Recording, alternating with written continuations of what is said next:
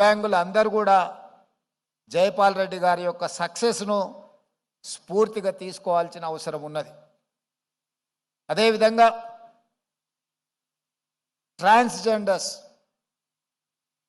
వీళ్ళ పట్ల కూడా సమాజము కొంత వివక్ష చూపించడము, కుటుంబ సమ వాళ్ళను కూడా ఈరోజు ట్రాన్స్జెండర్స్ని కూడా రాష్ట్ర ప్రభుత్వ ఉద్యోగ అవకాశాలు కల్పించడమే కాకుండా రాష్ట్ర ప్రభుత్వం అందించిన డబుల్ బెడ్రూమ్ ఇండ్లు కానీ ఇందిరమ్మ ఇండ్లు కానీ నిన్ననే రామగుండం నియోజకవర్గంలో అక్కడి శాసనసభ్యులు రాజ్ ఠాకూర్ గారు ఇళ్ల పట్టాలు కూడా ఈరోజు ట్రాన్స్జెండర్లకు అందించడం జరిగింది.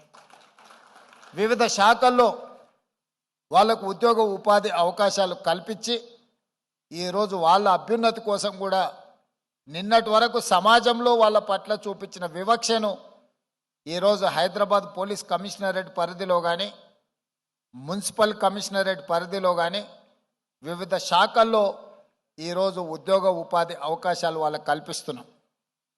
ఈ వేదిక మీద నుంచి నా సహచార మంత్రివర్గ సభ్యులకు నా విజ్ఞప్తి, రాబోయే మున్సిపల్ ఎన్నికల్లో ఎక్కడైతే కార్పొరేషన్స్ ఉన్నాయో ఆ కార్పొరేషన్లో కోఆప్షన్ కార్పొరేటర్స్గా మనము నామినేట్ చేసే అవకాశం ఉంది. అందులో ప్రతి కార్పొరేషన్లో ఒక ట్రాన్స్జెండర్కి కార్పొరేటర్గా నామినేట్ చేస్తే వాళ్ళ ప్రాతినిధ్యం కూడా చట్టసభలలో అవకాశం ఉంటుంది. భవిష్యత్తులో వాళ్ళ సమస్యల గురించి మనం మాట్లాడడం కాదు, వాళ్ళ సమస్యల గురించి వాళ్ళే మాట్లాడే ఒక హక్కు వాళ్ళకు వస్తుంది.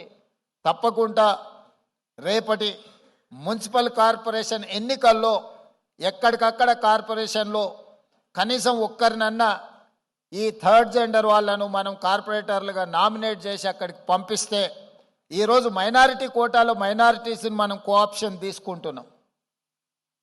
వివిధ జిల్లా పరిషత్తుల్లో వివిధ మున్సిపాలిటీలలో మైనారిటీలు ఎన్నిక అవ్వడానికి అవకాశం తక్కువ ఉంటుంది కాబట్టి కోఆప్షన్ మెంబర్స్ కింద మనం వీటిల్లో నామినేట్ చేస్తున్నాం.